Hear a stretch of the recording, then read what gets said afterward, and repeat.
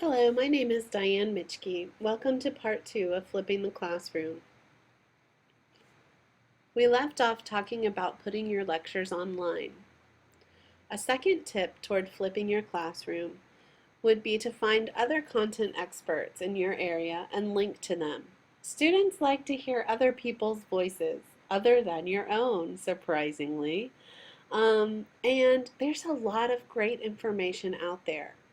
Often, publishers will produce online videos that you can link to with content experts. But there are a variety of different ways of getting content that might be interesting and useful for your class. One of the resources that I often use are TED Talks. Because I teach a class on diversity, many of the TED Talks are actually relevant to the courses that I teach and to the session topics that I teach. And so I found this to be a really useful resource. Podcasts are also another way of getting good information to your students in a variety of different ways, formats, and from different experts. Offer multiple learning modalities. One of the things that my students often appreciate about my online courses is that I provide the content in many different ways. So recognizing that students respond to material in different ways and have different um, appreciation for different kinds of learning styles. Some students like to listen to lectures and podcasts while they're working out at the gym. And by having that audio content available, they can do that. Whereas other students need to see visually a video, a graphic, something like that to make the content more real to them. Still others appreciate traditional PowerPoint. And so providing PowerPoint that's well organized helps those students stay more focused.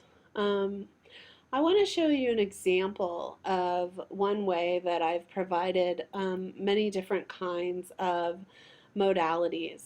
So what I'd like to do is actually show you one of my sessions in Blackboard. And what this is a session on heterosexism. The first thing you see on the screen is an introductory video. It's only 2 minutes long, and I'm discussing the basic concept behind heterosexism. I'm welcoming students to this particular session, and I'm reminding them of the different things that they'll be doing in this particular session to learn about heterosexism. Um, you'll see just below that are PowerPoint slides with an audio overlay about heterosexism. So this is your basic lecture in PowerPoint format. Um, Behind that, simply a reminder about the reading, the required reading. Um, and then below that, you see session 7, which this is a reference to the discussion board. So students are responsible for posting an original comment as well as responding to 2 posts from their peers, so a discussion board. There are several videos. This first one is a video of Lana Wachowski discussing her childhood and her the experiences that she had being discriminated against as she was growing up.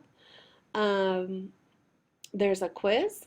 This is a basic knowledge quiz that basically assesses whether the students have read the textbook and have engaged with the material. It's just 10 items and it's multiple choice. These series of 3 links here are actually online articles.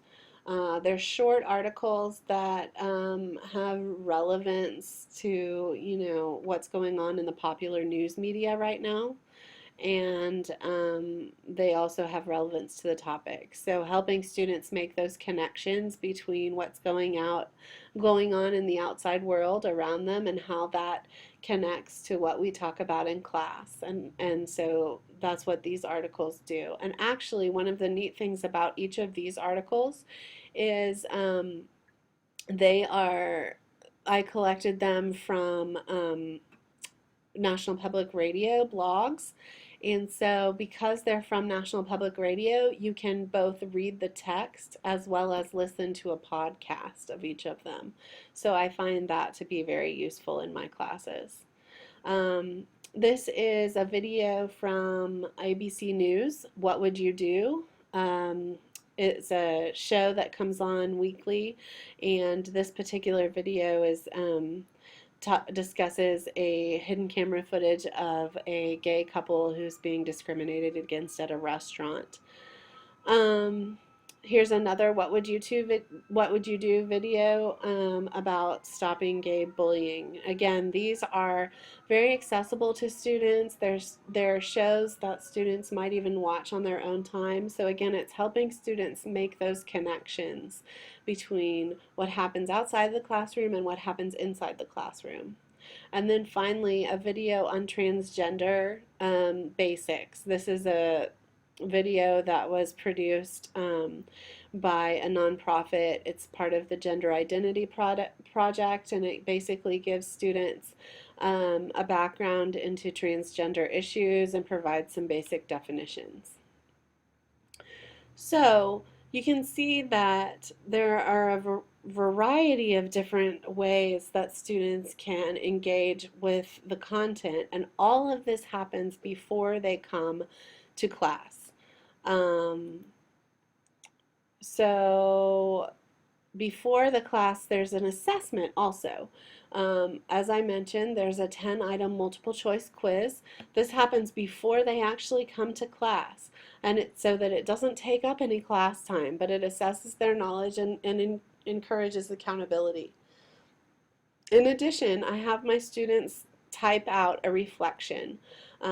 This reflection can either be free form, meaning they're writing their ideas about the materials that they reviewed that week and what they thought of them, or it can be structured. You can give your students specific questions that they need to answer in narrative form. I have them type this up and print it out and bring it to class with them. That way, in my class, they actually are using that typed reflection to guide their input in the class discussion. So the discussion that happens in class is both facilitated and also encourages participation of every single person in the class, because no longer can they have the excuse that they don't remember what they read, because they have in front of them this typed reflection. I also structure my class following the initial facilitated discussion. There's usually a small group activity where I break my students up into groups and have them engage in some sort of game or discussion or role play, and then we bring it open to the larger group and we do some other kind of large group activity. And then at the conclusion of class, there's an exit ticket, and this is typically done both written and orally, or either or, but typically students either write a reflection about what they learned from class that day, from being in class, or they answer a question orally about what they learned in class that week. Finally, embed accountability, and I think you've probably seen that demonstrated in some of the ways that I've shown how class actually works. The idea with accountability, at least what I've found in my experience, especially in a flipped classroom, is that anything that I think is valued in my class needs to have points assigned to it.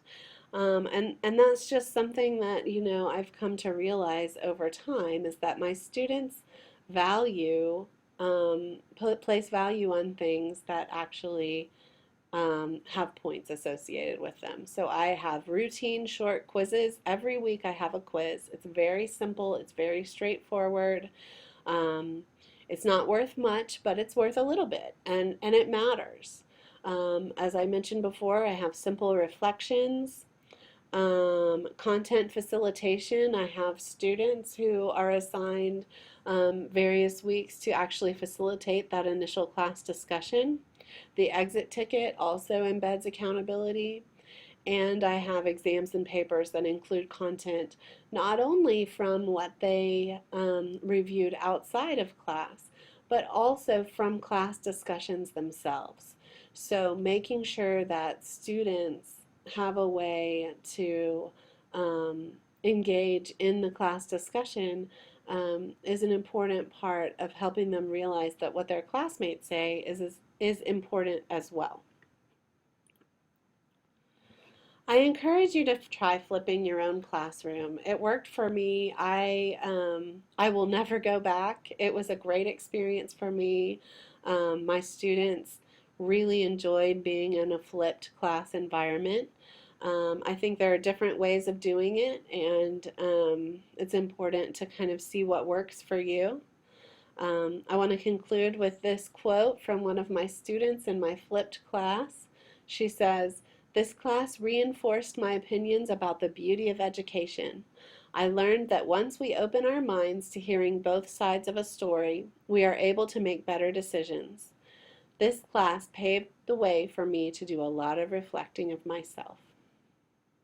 So thank you for your attention. I hope that this gave you some things to think about, and that if you have any questions, you'll contact me. I would be happy to talk it through with you and see if there's anything I can do to help.